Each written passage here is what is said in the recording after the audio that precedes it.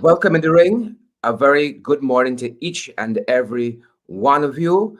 Welcome to this very special report of In the Ring, where we're talking about 911, the nation on the watch. And we're getting several reports from our regional representatives, our member of parliaments who are in the region, and members of the public as well. Folks, as we come on here, I want to invite Mr. Vincent Henry, and he's our member of parliament from Region 9. And I want to welcome him right off the bat. Uh, Vincent, a very good morning. Welcome to the program. Thank you, Sharad, and good morning to you and all listeners also. Vincent, tell us about the flood that is happening in Region 9 as you know the situation to be. Well, yes, indeed, I can give a report on that. Let's start with Latham. Latham itself doesn't have a flood at this moment. The water receded, and I was following up what is happening in Roraima and also in Manaus. I was told that in Manaus they had some very big floods there a few days ago, and normally when that happens, the water would end up on us here in Latam, and we would have big floods. But I'm glad to say that this morning I got a report from Bovista, which says that there is no flood there, only in the hinterland areas of the flood. And so we seem to be very safe here at this time in Latam, which is good. Good We had news. some high waters. It wasn't as high as what had happened like in 2015 and 2018, but it did cause some problems, which are now under control. I understand. So Latam is clearly okay, and let us hope that it remains that way because if the water backs up to this area here, then we would be in serious problems for many weeks to come. The As we go further down South Tripanoni, there were some heavy rains a few days ago in the south, and Cardanawa, Cardanawa and Acheweb and Bashai's were badly hit there. The water really came up high, and many of the farms were submerged. And this Yeah. Vincent, indeed is we a had problem. learned that in, for instance, Cardinal, there were two bridges that were closed, that were impassable. Do you have a sense that might have been better since then? Things are better since then there? I did not get a report this morning because I couldn't get in contact with the Tusha. But however, I heard that the water was going down, and and the although the water is still high, but it's not as threatening as before.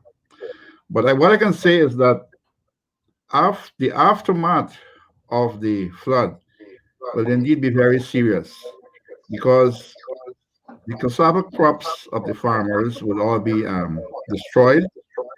And like I mentioned before some time ago, that is the livelihood of the people. We use the cassava to make farine and cassava bread, and without that in the house, people starve, literally starve. So what's going to be happening very soon is that there'll be a big shortage of cassava in those villages, and there will be a need for a sort of an organized assistance to go in there, organized disaster relief to go in there. So far, I understand that some sort of relief went in, but it was not enough. And the two shows had to use their initiative and make sure that people get a little bit here, a little bit there. In the village of Warwanau, was told that although there were about 120 families who were affected, only a few received help. And as such, people are in a desperate situation there. Although I also understand that Acheweb did not receive any sort of relief, although Bashaidrun, which is somewhat behind Acheweb, did get some relief. It's still worrying too because you know, Acheweb is a village well known for supporting Apno AFC, and I wonder why they were left out and why others are getting help. So I'm calling on the CDC to ensure that let's have some sort of equity, let's have fairness. Do not let us not bring politics into this situation. People are suffering and they need help. This is time to help everybody, regardless of whether you're wearing a green shirt or a red shirt. We all of them are in need of help. And so we must think that the state is sure ensure that equity is there. I was told I was told that the Amerindian People's Association had a program during COVID. COVID is still ongoing, by the way, and in which they were giving help to the community. And that program went very, very well indeed. People had no complaints and people got help. People were satisfied. And I would like to ask that the government include these organizations in their planning and also consultations and also in the implementation of disaster relief and other humanitarian efforts. What I was told was that there was a program called the HACCP program, agricultural program, in which the local organizations were to be the coordinating organization for the agricultural program. But suddenly the government withdrew that and handed it over to others. So it is, these are the people who know the area. These are the people who live there, who feel Yeah, whatever happens there. These are the people who are on the ground and make things happen. yeah. Involve them. They're the ones to put things in order. Don't bring As some a matter of people. fact, as a matter of fact, Vincent, we're learning that the Tushao Vaishalton, Mr. Michael Thomas, he was very adamant that it was the village councillors who had made recommendations that government contractors install culverts at strategic points, but the recommendations have not been considered.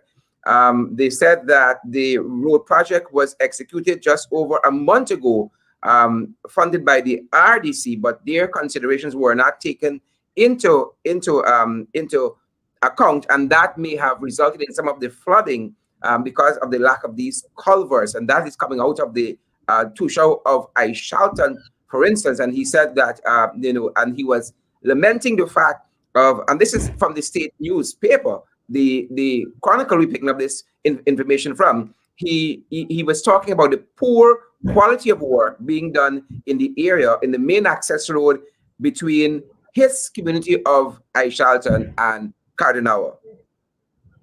Sharad, this is just the tip of the iceberg here, so to speak. But what I can go back a bit and say that the APNU AFC, only had about 3.5 years to really implement and cause development in the region. But within that period of time, we did a lot of development, and not substandard development, real good development in terms of infrastructure. In fact, what we have done, we can safely say that in the 3.5 years, we did more and better infrastructure than what the PPP had done in their 23 years in government. For example, just between Shodinab and a place called Saura Bridge, there are about 8 culverts, well-made concrete culverts that are standing up to today. You go there, you will see them standing up. They're not being washed away. And this is what was supposed to have been done by this government now. But like you mentioned, a lot of substandard infrastructure work are happening. It is as if these guys are doing it just to give themselves work so that they can be able to earn some good monies. And after a short period of time, those infrastructural works are all destroyed, gone because of the weather, etc. And they got another job again, more money in their hands. So it's not the people's welfare that these guys have, as uppermost. It is their pocket, and that is so sad for Region 9. We are seeing in the middle of Latem here roads that are being built by this current government here, and in a matter of weeks, you are seeing potholes in those roads already. And although we are making noises, they will continue to do it. These guys do not listen to the people; they listen to their own pockets. And Vincent, before I let you go, we learned that even though populated places like Tabachinga and Culver City were flooded, the water there is more manageable now. Any thoughts on what is happening there? I was informed yesterday afternoon that the water has gone down, and the people are returning. Who the people who were relocated are returning back to their homes, and things are going back to normalcy. Of course, they will still continue to need help as they get back on their feet. And I keep seeing, I keep seeing on the Facebook and other places where some people are saying that these people should move to higher ground, etc. Well, yes, indeed. But when these people are now suffering, they are now suffering. We shouldn't be bashing them and trying to put them down. We should be trying to help them. And after that, then we can move towards, helping them to go on higher grounds and, making their lives become better. But right now they need help. Let us help them.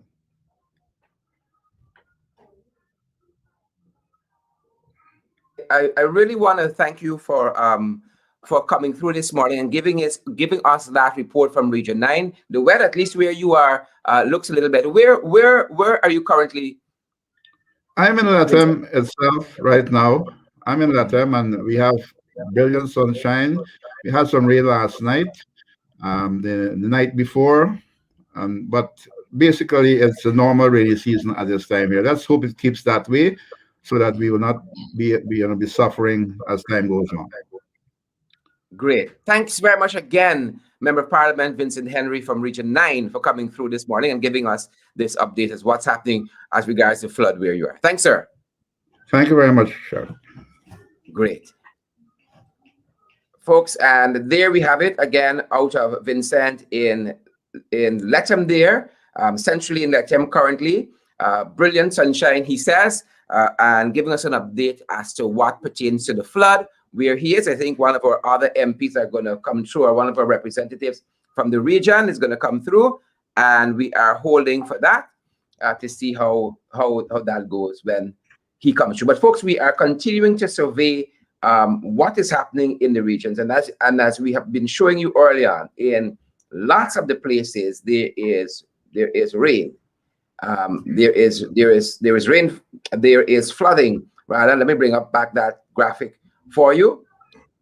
And this is in all of the 10 administrative region in various parts. There is flooding that is currently ongoing.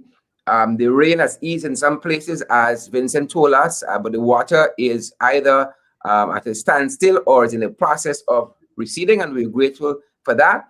And some of the information also suggests that they are what you call it, infrastructural works that are needed. I think I have Ronald Cox who is joining me. I hope we can get the audio good. Let me see if we can get this. Ronald? Hello? Hi, Ronald. I'm trying to get your audio. Okay. Go right ahead. Ronald, very good morning. Welcome. Good morning, Cheryl. Thank you. I hope that the members of the public can hear. I was hoping we can capture the audio otherwise, but we'll try to do the best that we can. Ronald, tell us what's happening where you are. You're in Region 1, Barima Winey. Yes, Cheryl. I'm in Mabruma of the Barino region. Go right ahead.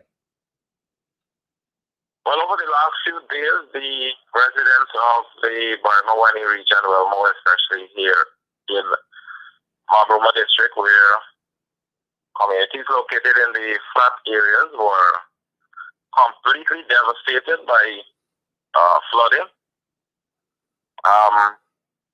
Well, from yesterday to today, they are now getting back to their normal life in terms of they are now cleaning up.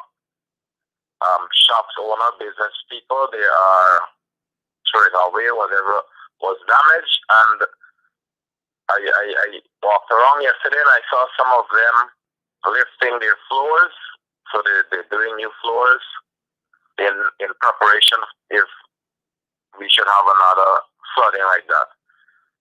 Persons lost their livestock. Different things happening. But right now, people are getting back to normal, and like I said, they're in cleanup mode. Yeah, yeah. And what else? What else might be happening where you are there? Because we were made to understand that, and you were monitoring, for instance, several areas. For instance, the Hossororo stretch of road there. What is happening where that is concerned? And some of the infrastructural work that is needed there. Has it improved? Clearing of the drainage and that kind of thing? Well, I know that the minister with responsibility, parliamentary responsibility for here, Mr. Colin Cole, he visited, and I learned that he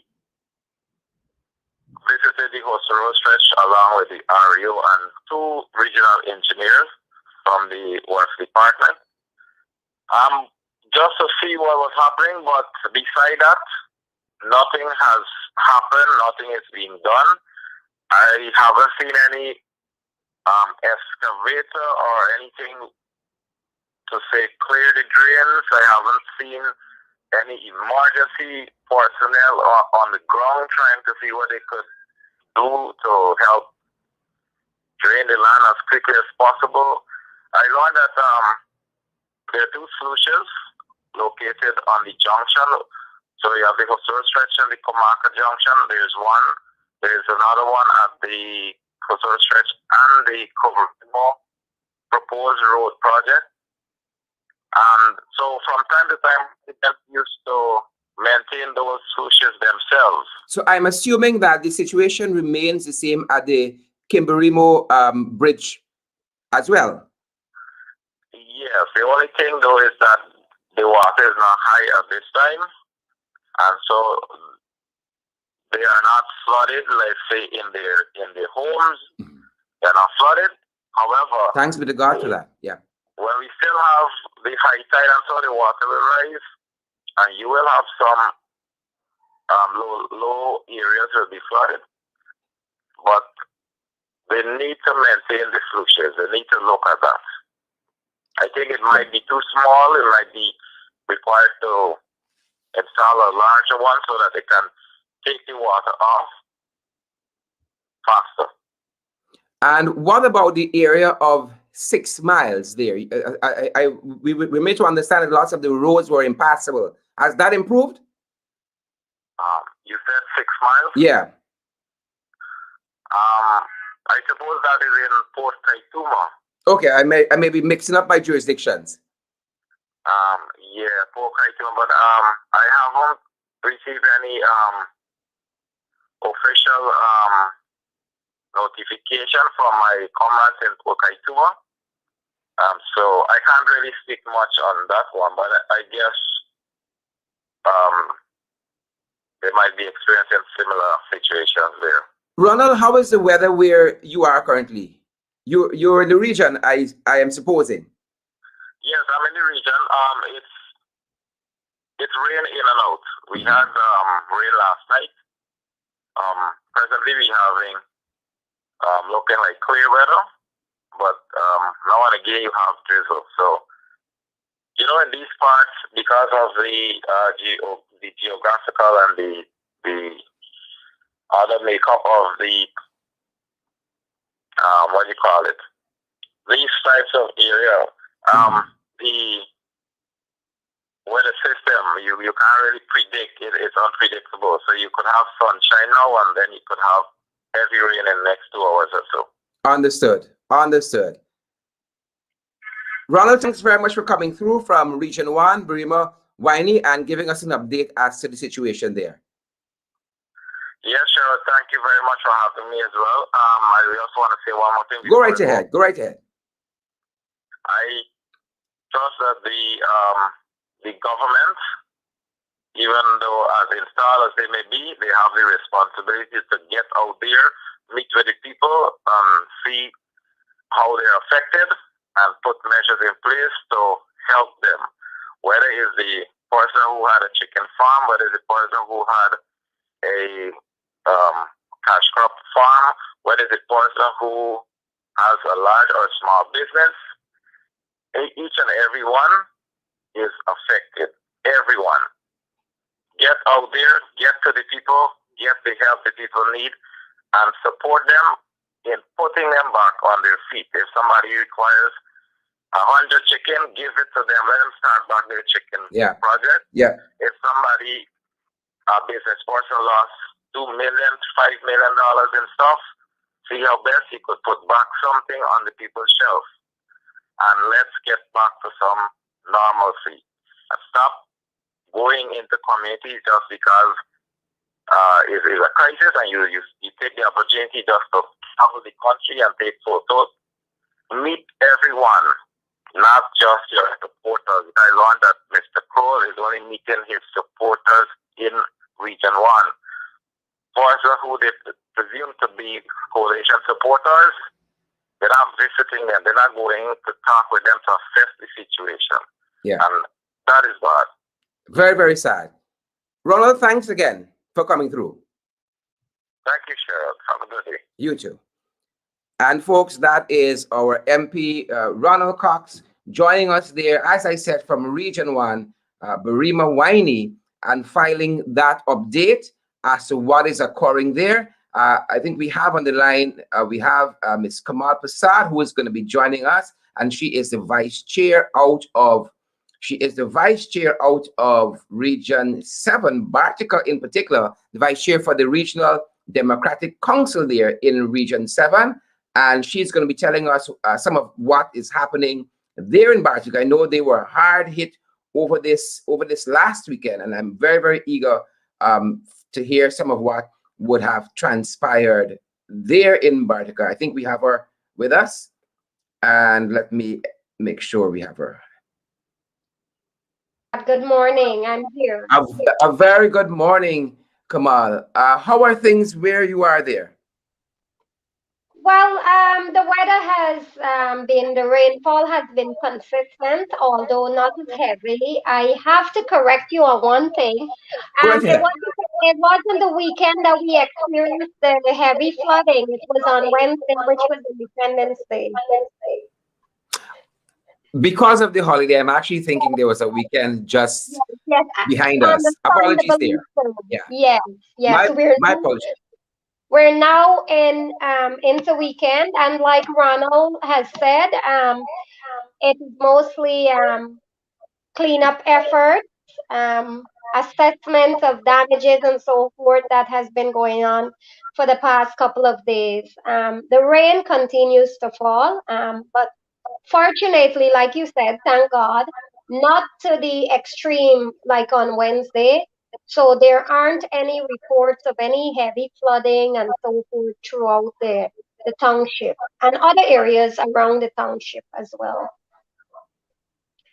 Awesome. And I know part of what you would have been saying is that we have our part to play to as citizens in terms of not littering. You even spoke about the impact of climate change that we seem not to be taking cognizance of. We recently had the removal of a huge swath of mangrove at Versailles on the east, Region 3 on the West Bank.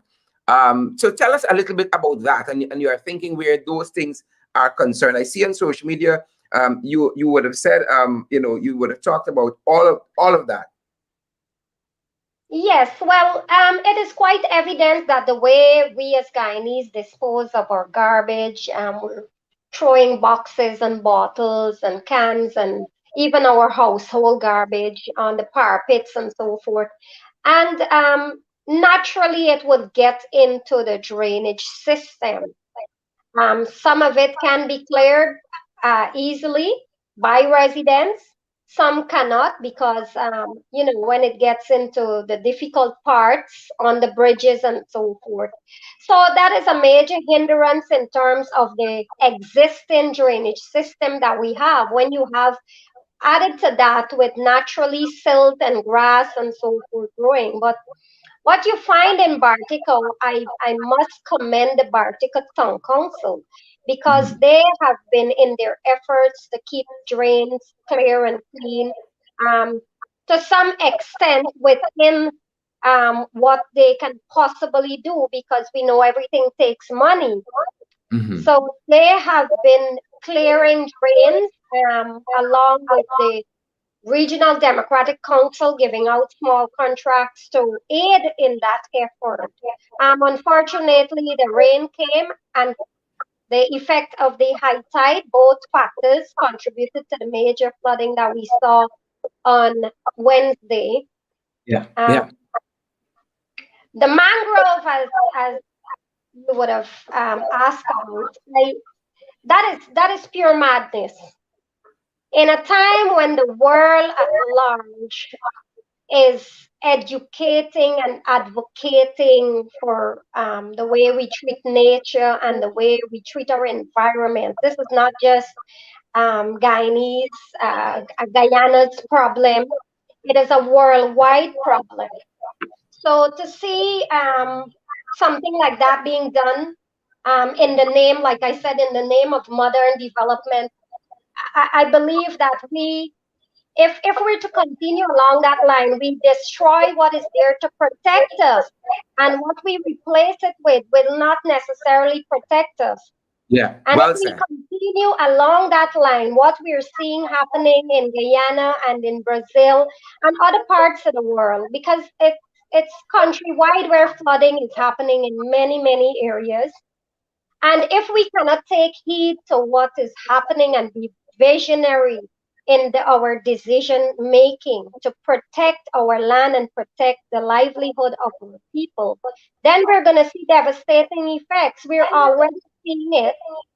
Thankfully, it is not so fatal in Guyana. We don't have lives lost due to flooding, Yeah. but we see in other countries one flooding and you might have 40 and more people dying because of these floodings. So we need to have a more broad vision for where we're heading, what we want to achieve, and how we treat our environment and protect our environment. Because once we protect our environment will protect us. Yeah, yeah. Well said, Kamal. Well said. And I'm happy that you're doing so much on the ground there to help alleviate some of the suffering of the Bartitians and generally folks in Region 7 there. I hope I have my jurisdictions right now. But I heard Yeah. in Aranca, for instance, there were some flooding in early April coming down to the end. Do you know if the situation is better there? Well, I haven't had a recent update, but I'd like to think so. But given the fact that this flooding is happening across the country in so many areas, I wouldn't want to pronounce on it. And if the situation there has reoccurred, or they're experiencing some type of difficulties due to what is happening across the country. Awesome. Thanks very much. Is there anything else that we should know about what's happening there in Bartica?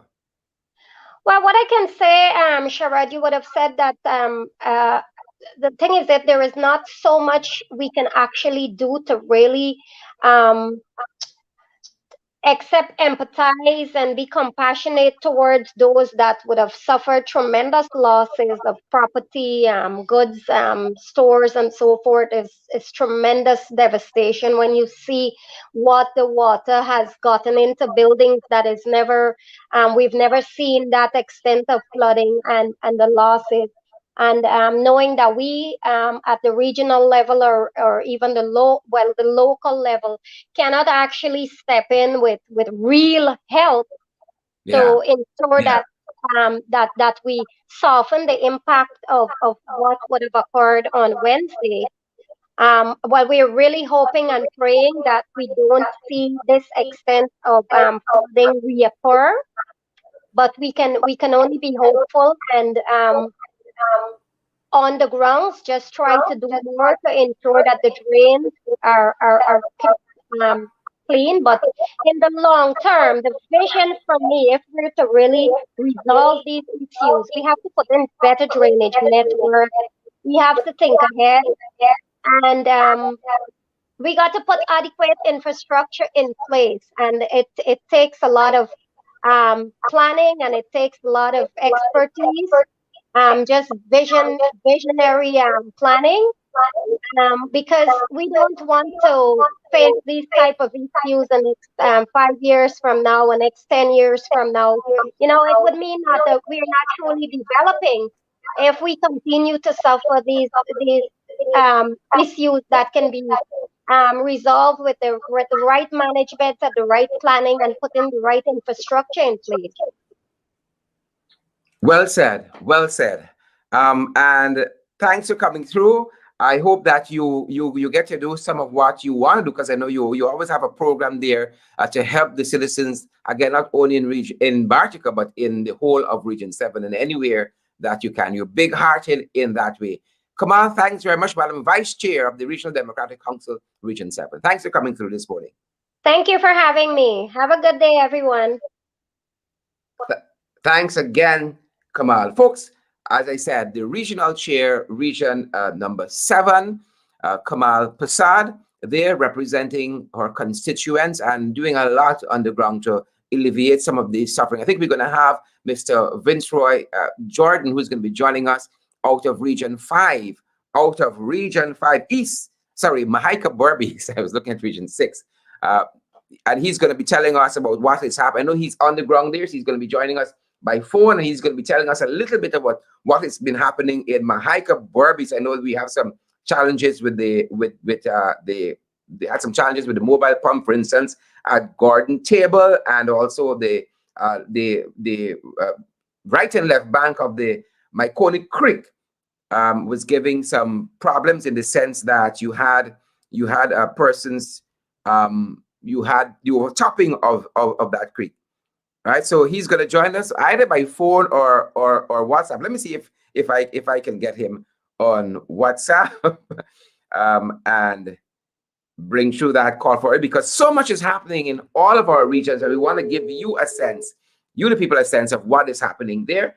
And I think we're going to have Viceroy joining us. He was trying to call me while I was on with VC Kamal Prasad, and now I have to return a phone call. MP Viceroy Jordan out of Region 5, a very good morning to you, sir. I know you're on the ground. I know you were trying to call me a couple of seconds ago. How are things here? You are live. Yes, sir. Good morning.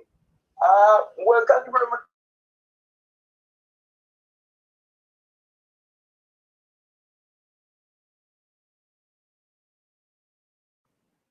Caribbean of what is happening here in Region 5.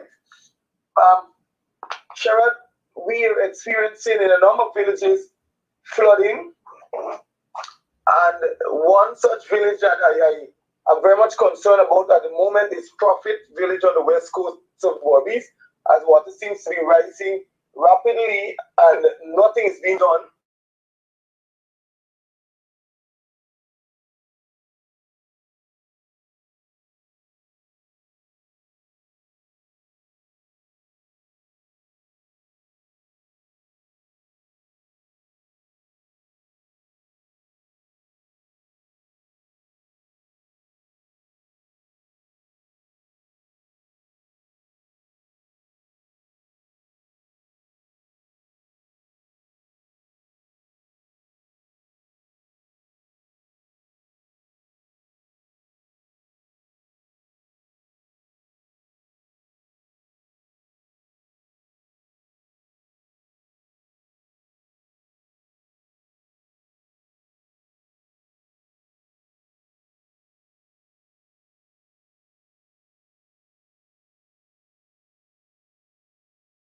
Underwater and the crops slowly die. Rosignol, pardon? Yes, Rosignol, the water, it is moving into a few homes. That is the last report I received this morning. And that is along Bennett Dam, going down to the riverside. And then we have Katrina's loss on the west coast of Berbice, also experiencing flood in Trafalgar. And in my very own village, Lovely Lass, we're now experiencing slight flooding to the southern side of the village. And so when you put it all together, West Coast Berbice Region 5, Myconic, we are experiencing a lot of flooding in this area.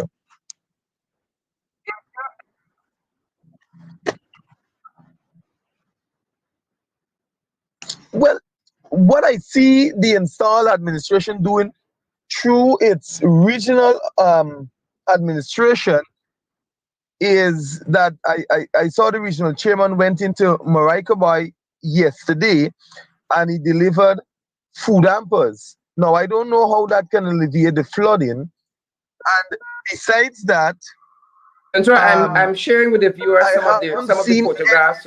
I'm sharing with the viewers some of the photographs from Maracaibo and the other areas currently. Right. You can do that so that the viewers can see what is really happening. And as we speak, I'm on the ground actually, Sharon, and I'm slated to move to a number of villages throughout today. So I'll give you more update, and I'll post more on my social media page so that the populace can be informed, and most of the people of Region 5 can see what is really happening in and around their communities.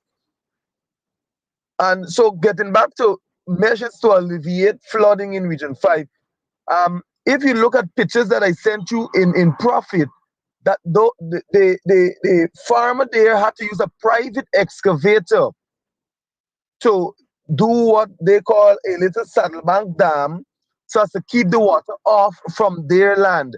And you could see in the picture two chicken pen, it's already flooded already. And then you have I think it's a sheep pen and something else, now water coming into that area, and then also water rushing through some form of channel heading into the housing area. If you saw that,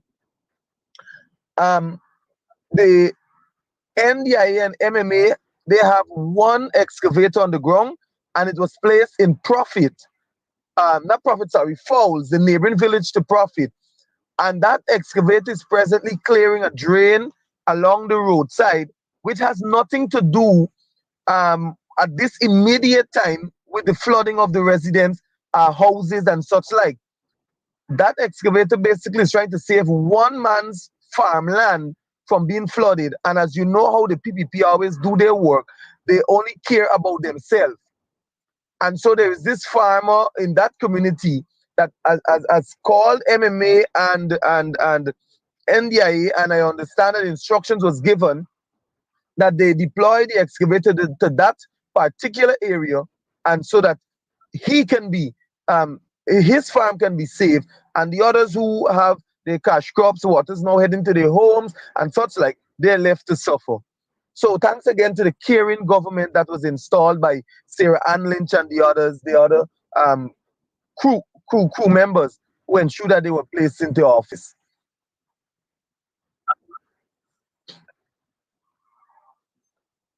Yeah, we were talking to MP Jai Prashad last evening concerning the flooding in 6, and I know, for instance, that there is more rain expected there. What is the forecast, if you know, for Region 5 where you are there, Bahika Berbice? Well, we are expecting more rain. As a matter of fact, we had a lot of rain throughout the entire night, and I've just seen the sun, come out a bit. But according to the forecast, we're supposed to have rain throughout the day with a bit of wind. But the Creator is all knowing and all powerful. So I saw a little bit of sun when I left the West Coast earlier. So I don't know what will happen, but the forecast says that we will continue to have rain. And with the forecast saying we will continue to have rain, that is very worrisome, because as we speak, all the canals, they're presently filled, and it is a time where we're experiencing unusual high tide, unusual tide. So it's very high at the moment. So it is only that if the tide goes down, then some areas can be drained, right? And to top it off, Sherrod, what people must know is that in Trafalgar Union, where we term as the basin of Region 5, the lowest area in the west coast of Berbice, when last year or I think a year and a half, we installed a pump in the seashore area there at Trafalgar, so as to drain the area in the event of any, eventuality, probably rain and high tides, we can get the water off the land. And what this government did only a few weeks ago is to remove the pump from Trafalgar and send it to the Maiconi Creek, because they said that Maiconi Creek is somewhat more important than Trafalgar, Union, Lovely Lass, and Golden Grove. And now that the tide is high, there is no way that the sluice can be open so the water can be drained. Now Trafalgar is underwater on the southern side. And if this should continue, the northern side will be completely immersed underwater for the next few days. Well, Because when the water comes on the land, it is difficult to drain it. we're hoping for the very best for the residents of Region 5, Mahaica, Berbice, and 6, and citizens of the country on the whole. Perilous times, national flooding is here. We got COVID to contend with, and a government very, very lackadaisical. Thanks again, MP Vincroy Jordan, out of Region 5. It's been a pleasure, Shara. Thank you for hearing me. Great. We are going to have Mr. Darren Adams, the chairman of the Regional Democratic Council Region 10, who's supposed to be joining us. And let me see if I might be able to call him. He did say he was going to be on the ground and would try to touch base with us during the course of the morning. And let me see if he might be ready to take a call from us to get I know a lot of stuff happening there in Region 10, from Kokwani right through other areas in that region. And we'd love to get some thoughts about what is transpiring in Region 10 at the moment. A very, very big area. And I want to get it from him, the regional chairman himself, as to what is going on there. Region number 10, Upper Demwara, Berbice. He did say he was going to be on the ground. He was going to try to touch base with us. And I'm trying to ring him up. I'm certain you guys can hear the phone ringing there. Let me hope that when he gets a free minute that he can call us back, because as MP Vincroy Jordan in Region 5 is on the ground, so lots of our MPs are with the people, with the citizens, trying to get an assessment of what their needs are and how the government can help. And the government includes the opposition. Believe it or not, folks, and we're doing what we can at our end. In the ring, we have launched our own care packages program, and we have been assisting persons where the need is greatest with COVID, and we are now extending that to persons who are in need because of this national flood. And if you guys can help in any way, we prefer food items and that kind of stuff that people can use readily. But if you have a financial contribution, you have our number, 627-6963. You can WhatsApp us there, and we can tell you how you can play a role in what's happening, alleviating some of the hardship from the folks on the ground. Let me see if I get MP Sherwin Holder out of region number 2, because I know he had some challenges there as well. I'm going to ring him up. He's supposed to be touching base with us too as to what is happening out of region 2. And we're going to have him hopefully with us before we wrap up the program this morning. And region 2, as you know, is Pomeroon Supernam. And they had several issues there, especially infrastructural work that are needed by the NDIA, the National Drainage and Irrigation Authority.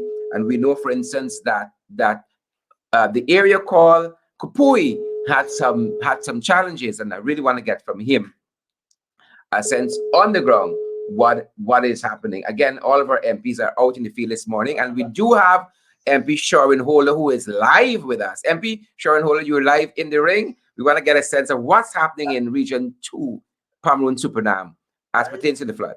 Hi, Sharat. Thanks for having me in the ring today.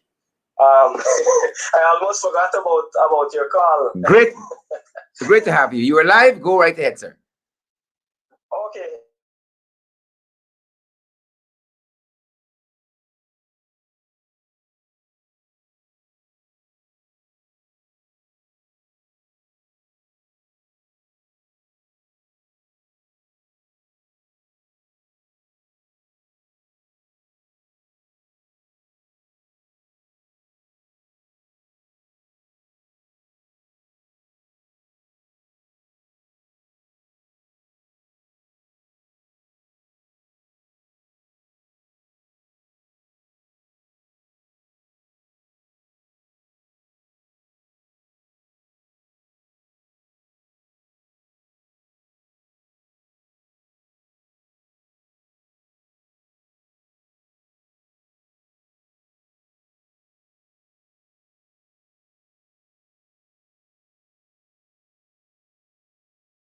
They're underwater Wow. again. Wow. They're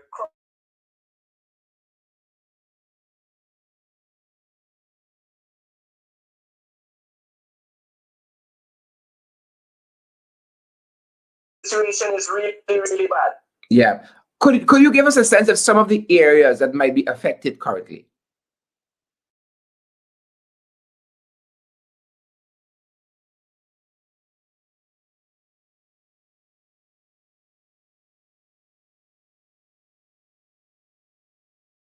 You have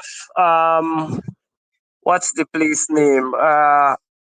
Sherrod, practically the entire lower Pomeroon area is underwater. Lower Pomeroon area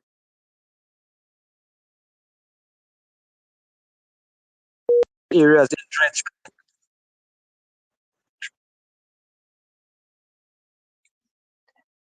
Yes, what I was saying is that the entire lower Pomeroon area, because that's the lower end, all those communities are affected right now.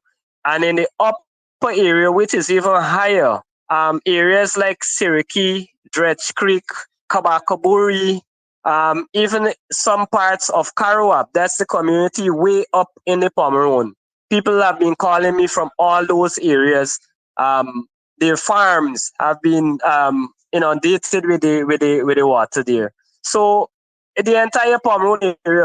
Now we're seeing on the coast is not underwater as yet. But if the rain continues and the negligence of the government continues, then we on the coast here will certainly be underwater in another few days.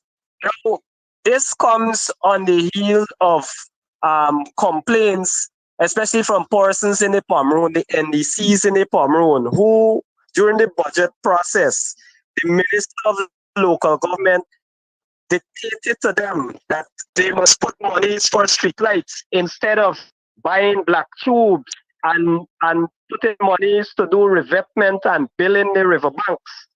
That is what the people wanted. But The government didn't have the minister had different foresight to thoughts. put infrastructure in place with the incoming or then Exactly, impending rainy season. exactly. And we have been saying this, Sherrod, and the thing is that we know that flooding is very prevalent in the Pomeroon especially. And we know that the May-June rains would have been coming. We understand the effects of global warming. Now, one would have expected that we would have had something very significant in the budget to cater to prevent flooding and to mitigate the effects of flooding. So people have their hands up right now. They don't understand what is the strategy of this government. What are their plans? Well, Nobody is saying anything. unfortunately, the government's hands up too. It seems so. It seems so. It very much seems so, Sherrod. I spoke with some persons in Akiwini Creek, and I saw some of the videos were being circulated on social media. Those people chicken pens are in covered in water. Their homes, water is now getting into their homes. It's very, very difficult for the people in region 2. And the sad thing is that the government also throw its hands in the air, and we're just at to the will of God or however you want to put it.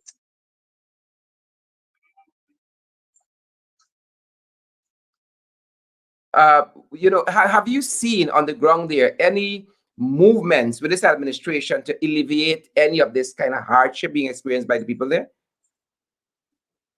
Sherrod, no. The simple answer is no. I have not seen. I don't know if they went anywhere, but based on the calls that I am getting, I am of the opinion that largely they have not gone to any areas. I don't know if central government is not providing anything or they don't have anything in the budget to deal with this kind of emergency, but I'm not seeing the regional administration going to these communities and offering some assistance. And I've been trying to make contact with them for the past 2 days, and nobody seems to be answering.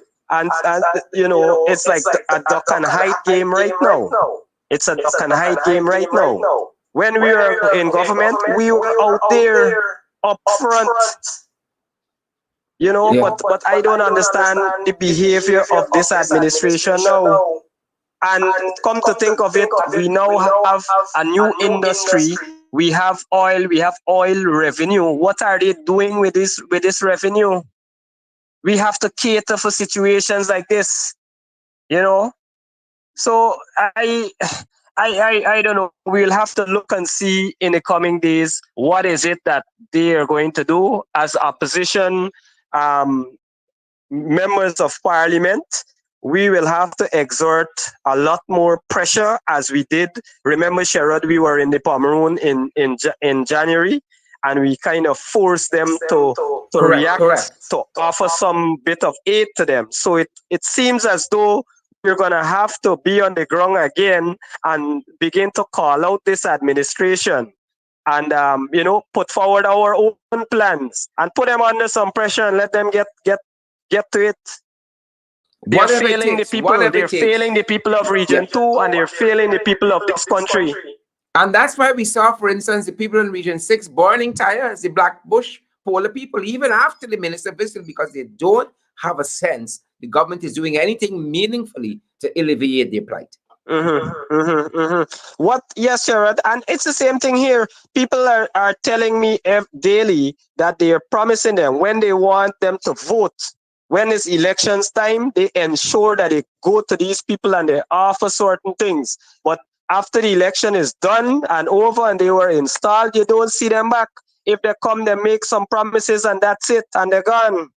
They don't do anything for the people. Look, in Siriki, you know what one resident said to me? The resident said when they met with them, they told them that, look, we got to get some black tubes to aid in better drainage. They did carry a few black tubes, just a few, but guess who got those black tubes? Persons affiliated with the PPP. That's the story all over. That is how these guys operate. Yeah. That is how these guys operate. The people said it to me. They said a few persons got. Sorry, I had a call coming in. A few persons got, but those are the ones affiliated with the PPP. So I don't know when you become the government, if you're only supporters or you know, I really can't understand it. And the people are getting fed up. They're getting fed up with this administration and its practices. And rightfully so. Rightfully so. I can't see them lasting five years, you know, really and truly. Really and truly. As somebody said, you know, you don't want to necessarily go down a certain line, but these people's crosses, since they come, is one story to the next. One story to the next. All sorts of things. All sorts of things. They mismanage the economy. Where we told them that the cost of living was going to go up, they argue with us. Ashley had all sorts of things to say to us in Parliament. Look, a few months later, what it is. Then they mismanaged COVID. When they were in opposition, they instead of joining the team, we offer them a hand to join the team because this is a national issue. They criticize us. They form their own task force. And in the end, what happened? After they were installed, look what happened. They criticized the COVID. The novel idea of having a COVID hospital is the same hospital they had to turn back and use. The same very hospital that they criticize. You know, and they have mismanaged it in the last 9 months, and they still refuse to take advice from the opposition, who managed it far, far better. And when it was very new to the country, very new to the world, and we had little knowledge about COVID, but we pooled our resources together, our ideas, and we had civil society involved, all the agencies of government, and we managed it. We only had 21 deaths. Now they're speaking, the vaccine will save everybody. They did 20% of the population already vaccinated, and like as more deaths we get it. The more we get vaccinated, the more we die. And that beats logic. You know, they mismanage it and everything. Now they flood. This administration is bad news for this country. The people are finding that out because they had COVID to manage. The management of COVID is very, very poor. They got the flood. My God, the people, the Minister of Infrastructure, they're drinking with the body is posting it on social media. That's how they care. The Vice President, they're talking everything else but the flood with critics. Right? You got it's just madness. It's just madness. And you said it, you characterized it perfectly correct. They are not ready for prime time. They aren't. Sure, they're not ready for government. They are not ready for government, and the people are quickly recognizing that their own supporters are saying. Some of them are saying they will not vote next time for them. Some of them will stay home. Some of them are going to put their X for the APNU AFC government because we manage this country in a better way for the last 5 years. And somehow they managed to fool some of these people into thinking that when they come back into government, they're going to do better. They have done worse, and the people have recognized that. And you're absolutely right. If we have election based on issues, people can never win. Elections based on issues, they can never win. Elections based on valid votes, they can never win. That's the challenge we Gerard, I want to say something else to you. I spoke with someone called me, a very, very good friend, called me. And I was so shocked with what he was saying because he's working in the public sector. And he said, this administration is so vindictive now. Me and you can't even catch up as we used to. If they see me and you talking, they are going to victimize me. This is a very good friend, you know. This is a very good friend. He said if the government only see that me and you talking, they are going to victimize me. He also expressed some concerns about this laying off that they want to do. We see that they want to lay off about 100 to 300 persons. So he was questioning why is it that they're trying to do that in this hard COVID high economic time. The cost of living is up. COVID has a severe impact on the country and people's livelihood, and you talking about firing people. And the important point that he raised also is that they can put billions into Gaisuku and re-employ persons there because they think that those persons support them. On the other hand, they're looking to fire 300 persons at GWI under the pretext that the company is not making money. Gaisuku has not been making money for the last 20 years. Gaisuku is taking money from us, as a matter of fact, by the billions. So they're not. The reasoning is not consistent. The reasoning is not consistent. And another thing he raised with me, he said, look, we have oil now. Why is it that oil cannot offset some of these things? He doesn't understand. This is an honest, frank Guyanese speaking. I just try to give you a sense of what people are saying out there about this government. Well, all the persons might say it's a no-brainer. This was a guy, he's my good friend, but this was a guy that supported the PPP in the last elections. And this is coming from him now. This is what he's saying now after 9 months with the PPP in office. The PPP, like this structure that we're showing right now, the overturn. The PPP, like this structure, they just turn till the turnover, right? They turn till the turnover. But I want to thank MP for coming through. He seems to be having some challenges.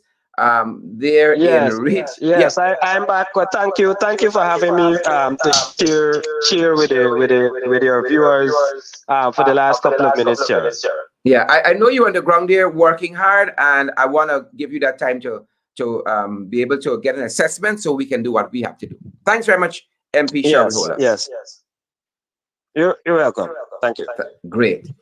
Again, folks, our very own MP Sherwin Holder filing that report for us from Pomeroon Supernam, region number 2. And we hope that the weather is improving where you guys are locally, and that, you know, if you guys are experiencing any kind of suffering, I know it's very hard in some places. You have, for instance, in some parts of region 3, some parts of region 6, some parts of region 10. It's very, very hard. It's very, very difficult what is happening in some of those places, right? And so, guys, reach out a hand where you can and help. Folks need help. We thank you guys for joining this update, this special update of what's happening locally.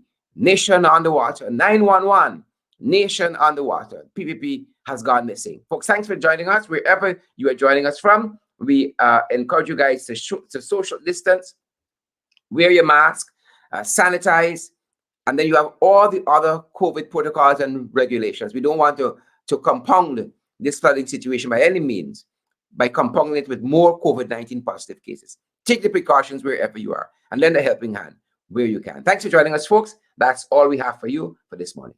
Do stay safe.